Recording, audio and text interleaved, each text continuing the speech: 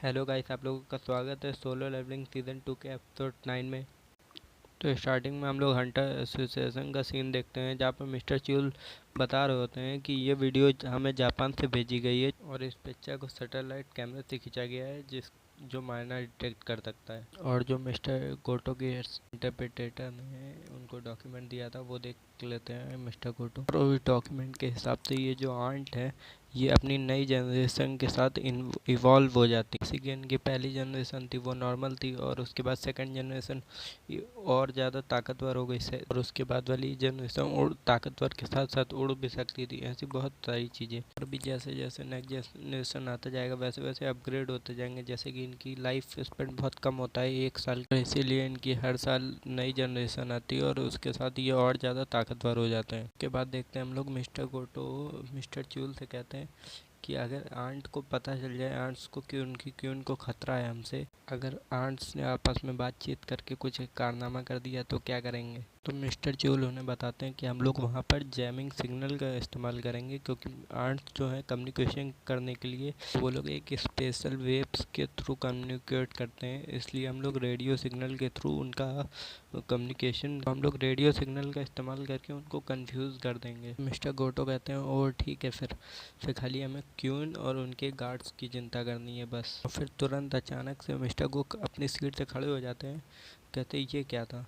Mister च्यूल पूछते हैं कि क्या हुआ मिस्टर गो कहते हैं तुमने फील नहीं किया यहाँ पे कहीं दूर से माना वेव आ रही है बहुत ज़्यादा, यहाँ चल के आ रहा है। दूसरी तरफ हम लोग एक टेंट में मिस्टर बेक और एस रैंक के हंटर मिन व्यून को देखते हैं जो कि आपस में बात कर रहे होते हैं, और उसी वक्त मिस्टर बेक को भी आप मानने लेवल एक फील होता है। आप वो काफ़ी ज़्यादा हैरान होकर कहते हैं ये क्या था। अब मिस्टर बेक अपने मन में सोच रहे होते हैं मिस्टर बीम की तरफ देख के कि ये पहला एस रैंक का हंटर है जो सबसे पहले रिटायर हो गया है।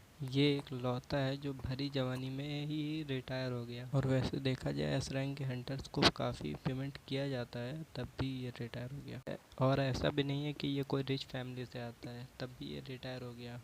बड़ा अजीब आदमी है ये। काफ़ी अजीब बात है क्योंकि इसको हंटर में दिलचस्पी नहीं है हंटर रहने में, इसलिए ये रिटायर हो गया। लेकिन पता नहीं इसने ऐसा क्यों किया, ये काफ़ी अजीब आदमी है। उसके बाद मिस्टर बेक उसको अपनी नेक्स्ट रेड के बारे में बता रहे होते हैं। उसके ऊपर मिन ब्यूंग कहते हैं कि अगर तुम इसलिए मुझे बता रहे हो कि मैं तुम्हारे साथ रेड पे जाऊंगा तो ऐसा बिल्कुल नहीं होने वाला। इस पे मिस्टर बेक कहते हैं ऐसा नहीं है, मैं तुम्हें लेने नहीं आया हूँ, मैं खाली बस तुम्हें लास्ट गुड बाय बोलने आया हूँ। बस खाली मैं लास्ट गुड बाय बोलने आया हूँ क्योंकि पता नहीं मैं रेड पे जा रहा हूँ, वापस आऊँगा भी या नहीं, इसीलिए तुम्हें लास्ट गुड बाय बोलने आया हूँ। उसके बाद मिस्टर ब्यूंग बताते हैं कि मैं एक टीचर बनने की सोच रहा हूँ, इसीलिए मैं टीचर सर्टिफिकेट के लिए एग्ज़ाम दे रहा हूँ, एग्ज़ाम की तैयारी कर रहा हूँ। मैं सिर्फ एक टीचर बनना चाहता हूँ, उसके बाद लाइफ आराम से गुजारना चाहता हूँ अपनी।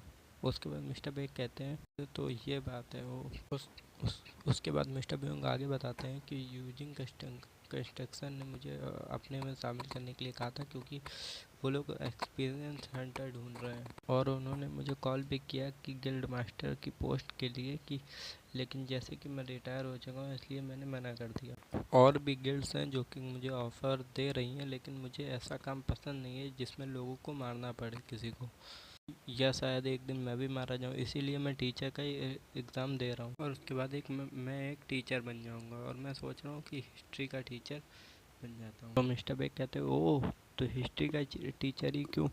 तुम तो कहते हैं कि तुम्हें मालूम तो है यार कि मुझे हिस्ट्री में से कितना प्रेम है, मुझे वो बताना और पढ़ाना बहुत अच्छा लगता है। और फिर ऐसी बात हो रही होती है। उसके बाद अगले सीन में हम लोग देखते हैं जिन्मू को जो कि अपने हॉस्पिटल में आया होता है, खिड़की से अपनी मॉम के रूम में जा रहा होता है। खिड़की से अंदर आते हुए मन में सोच रहा होता है जिन्मू की अगर कुछ भी गड़बड़ हुआ तो ये कुछ सुधारा नहीं जा सकता। वैसे होली वाटर, और जहाँ तक मुझे लगता है कि होली वाटर ऑफ लाइफ इतना तो कैपेबल हो गई कि इनको ठीक कर सके। मैं गारंटी से तो नहीं कह सकता, लेकिन जहाँ तक का मैंने पढ़ा है उसके हिसाब से ये ठीक हो जाएंगी। और जैसा कि मेरे सिस्टम ने मेरे साथ काफ़ी सारे मेरिकल करे हुए हैं, तो ऐसा हो भी सकता है। और जो कुछ भी मेरे साथ हुआ वो एक इनक्रेडिबल स्टोरी है और ये सब मेरे सिस्टम की पावर की वजह से ही हो पाया है। मैंने एक ई रैंक के तौर पे स्टार्ट किया था और मैं आज बहुत ताकतवर हो चुका हूँ और मुझे एक बार और अपने सिस्टम पे भरोसा दिखाना ही होगा। और उसके बाद जो होली वाटर ऑफ लाइफ लाया होता है जिन वो अपनी मॉम को पिला देता है और जब वो अपनी मॉम को दवा पिला रहा होता है तब अपनी मॉम के गले पर एक निशान देखता है। उसके बाद उसको याद आता है कि वो निशान उसकी मॉम को उसने ही दिया होता है बचपन में। उसके बाद भी उसकी मॉम उसकी चिंता कर रही होती हैं। दवाई पिलाने के बाद भी उसकी मॉम आंखें नहीं खोल रही होती हैं। जिन वो अपने मन में कहता है कि मॉम आंखें खोलिए। सिर्फ एक ही रीज़न था जिसकी वजह से मैं इतना स्ट्रॉन्गर बना, तो प्लीज़ उठ जाइए। कि तभी वो देखता है कि उसकी मॉम उठ गई होती हैं और उसकी मॉम उस जिन्नू से पूछती हैं कि कितने साल हो गए मुझे यहाँ सोते हुए। वो अपनी मॉम को बताता है कि लगभग 4 साल हो गए हैं। तभी उनकी मॉम पूछती हैं कि जिन्हा कहाँ है, कि वो ठीक तो है। तो जिन्नू बताता है कि हाँ वो सब ठीक है। फिर जिन्नू की मॉम उससे थैंक्स बोलती हैं और कहती हैं कि तुम अपना प्रॉमिस नहीं भूले। तो जिन्नू इमोशनल हो जाता है और जिन्नू की आँख से आंसू आ जाते हैं और उसी वक्त दूसरा सीन देखते हैं हम लोग उसी हॉस्पिटल में। एक डॉक्टर दूसरे डॉक्टर से बोलता है कि वो उड़ गई और जो हेड डायरेक्टर होता है वो काफ़ी ज़्यादा हैरान हो जाता है, बोलता है क्या। और जो उसका गार्जियन है वो इसी वक्त उसको डिस्चार्ज करने के लिए कह रहा है। इसी वक्त तो हमें क्या करना चाहिए। हेड डॉक्टर बोलता है कि अरे नहीं, उनकी जो कंडीशन है वो काफ़ी ख़राब है और वो 4 साल बाद उठी हैं और वो चल भी नहीं पा रही हैं। इस पे सामने वाला डॉक्टर जो होता है वो बोलता है कि उनके हमने टेस्ट दोबारा से करवाए हैं और वो सारे टेस्ट नॉर्मल आए हैं। यहाँ तक का वो काफ़ी हेल्दी भी हो चुकी हैं और वो बिना किसी सहारे के खुद से चल भी पा रही हैं। इस बात को सुनने के बाद वो डॉक्टर काफ़ी ज़्यादा हैरान हो जाता है और कहता है कि ये ऐसा हो कैसे सकता है। वो 4 साल से हिली भी नहीं है और वो अभी अचानक से बिल्कुल नॉर्मल हो गई है। और वो भी बड़ा कंफ्यूज होता है। अब उसको भी कंफ्यूजन हो रही होती है कि उसको करना क्या चाहिए। वो मन में सोचता है कि पहले मैं मेडिकल कम्युनिटी को इसके बारे में इन्फॉर्म करता हूँ, फिर उन्हीं से पूछूंगा कि करना क्या है। फिर वो जो दूसरा डॉक्टर होता है वो हेड डॉक्टर को बताता है कि मैं ज़्यादा परेशान इसलिए हूँ क्योंकि उनके साथ जो एक आदमी है उनका गार्जियन, वो कोई आम आदमी नहीं है। वो कंट्री में जो 10th एस रैंक हंटर बना है वही है संग जिनू। अब वो जो ये बात सुनने के बाद वो जो हेड डॉक्टर होता है वो भी परेशान हो जाता है कि किसी भी हेल्दी आदमी को बिना किसी रीज़न के रख नहीं सकते। पेशेंट को घर जाना ही होगा, पेशेंट को डिस्चार्ज करना ही पड़ेगा। और तभी हम लोग दूसरी तरफ सीन देखते हैं जहाँ पे जिन्ना भी हॉस्पिटल आ गई होती है और उसकी मॉम उससे कह रही होती है तुम तो काफ़ी बड़ी हो गई हो। तभी जिन्ना भी रोने लगती है उनको देख के और जिन्नू भी खड़ा होकर उन्हीं लोगों को देख रहा होता है और मन में सोच रहा होता है कि मैंने जितनी भी मेहनत करी थी उसका फल मिल ही गया। और अब मेरे को ऐसा लग रहा है कि जो कुछ भी मैंने किया वो उसका सभी रिवॉर्ड मेरे को मिल गया। लेकिन तब भी मेरे अंदर नर्वसनेस है कि मैंने उस ब्रिज को क्रॉस कर लिया है जहाँ से वापस आना मुमकिन नहीं है। और उसके बाद जिन्नू वो हॉस्पिटल के बाहर जाके गार्डन में बैठ जाता है और मन में सोचते हुए कहता है कि मैं अब काफ़ी वक्त हो गया मैंने मोबाइल इस्तेमाल नहीं किया क्योंकि मैं डायमंड कौशल के अंदर था। जिसके बाद वो अपना फ़ोन चेक करता है और उसके बाद कहता है क्या इतने सारे मिस कॉल। और उसके बाद वो अपने फ़ोन में एक न्यूज़ आर्टिकल पढ़ता है कि एक आसमान में एक बीस्ट को उड़ते हुए देखा गया है। जिन्होंने उस न्यूज़ को देखते हुए सोचता है कि ये कहीं कैसल के बारे में तो नहीं है। और उसके बाद वो कहता है ये क्या, ये न्यूज़ रिपोर्टर वाले क्या लिख रहे हैं ये।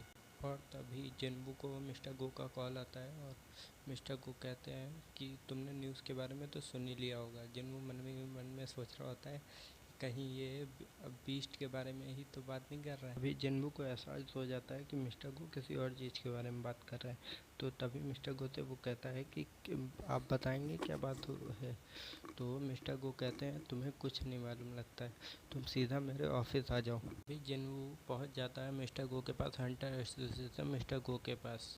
तब मिस्टर गो जिन्बू को बताते हैं कि हमारा जो मिशन है वो 4 दिन बाद स्टार्ट हो जाएगा और हम लोग जीजू आइलैंड जाने वाले ताकि हम लोग वो आर्ट मास्टर को ख़त्म कर सके। लेकिन उससे पहले संग जिन्बू आपकी मदद चाहिए होगी हमें थोड़ी सी। तभी मिस्टर को बोलते हैं कि कि हम चाहते हैं कि तुम हमारी तरफ से लड़ाई करो। अभी जिन्वो एकदम से चौंक जाता है। तभी मिस्टर को पूछते हैं कि कोई दिक्कत है क्या? तो संग जिन्वो कहता है कोई दिक्कत नहीं है, लेकिन ऐसा लग रहा है कि कोई बाहर लड़ रहा है। तो मिस्टर को कहते हैं मुझे ऐसा लगा ही था, तुम्हारे सेंस है वो काफ़ी अच्छी है, जो तुम्हारी सेंसिबिलिटी है वो काफ़ी अच्छी है। मिस्टर को आगे बताते हैं कि एस रैंक के हंटर जो जिम के अंदर प्रैक्टिस कर रहे हैं, तुमको वही चीज़ लगता है फील हुई होगी। मिस्टर को बताते हैं कि हाँ वो जिम में नीचे प्रैक्टिस कर रहे हैं, क्योंकि 4 दिन बचे हैं खाली आइलैंड पे रेड करने के लिए। जैपनीज एस रैंक के हंटर्स और साथ ही के एस रैंक के हंटर गोटो और यूएजी वो भी इस में पार्टिसिपेट कर रहे हैं। तो संग जिन्वो उनकी बात सुन के कहता है कि आप गोटो और यूजी की बात कर रहे हैं। मिस्टर को बताते हैं कि हाँ मैं उन्हीं की बात कर रहा हूँ जो जापान के सबसे ताकतवर एस रैंक हंटर हैं।